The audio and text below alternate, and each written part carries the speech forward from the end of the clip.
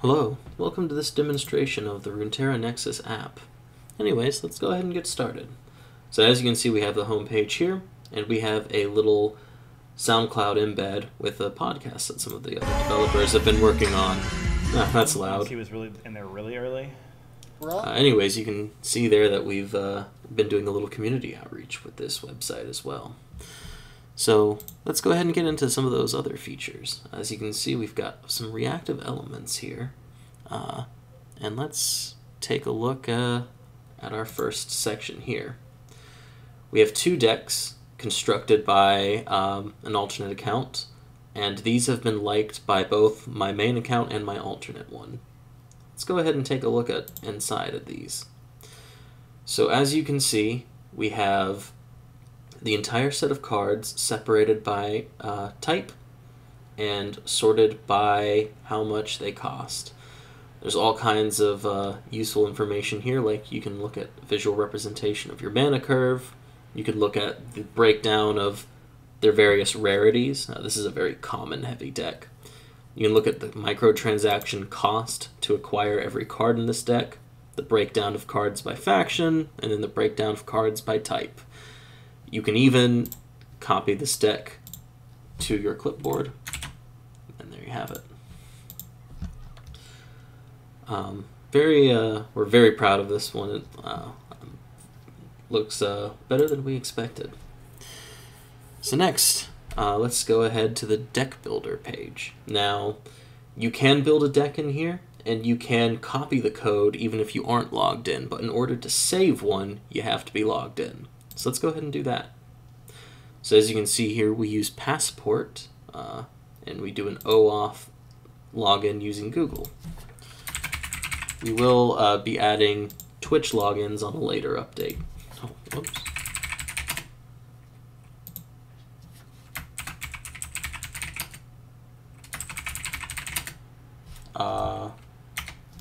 Caps lock. Ugh.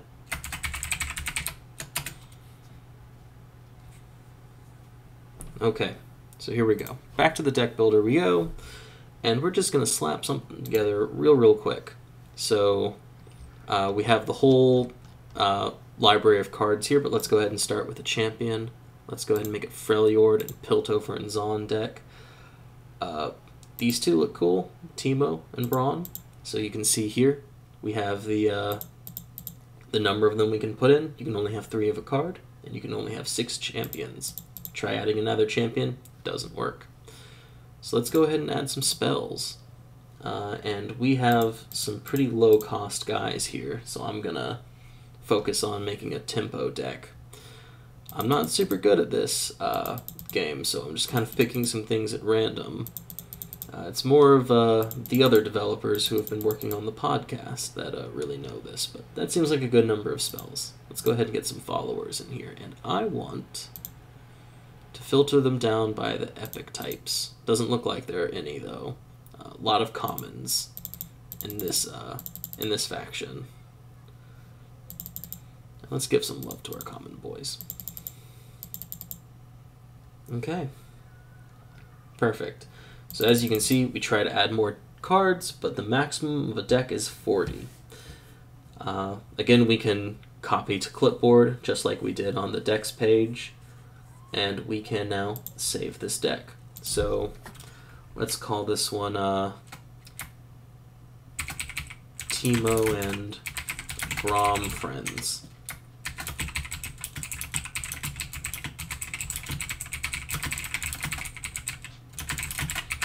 Great. So we have our name and description. And let's choose Braum. Actually, no. Let's choose some other card as our deck image for this. So we have a nice little loading animation, a little alert saying that your deck has been made. It's all cleared here, and you're ready to build another one if you want. But let's go to our deck page real quick. So you can see now that we have our new deck created, all of the information put here, even with the ability to copy it to the clipboard.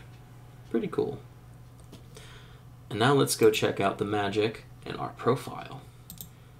So now it shows that we have a freshly created deck.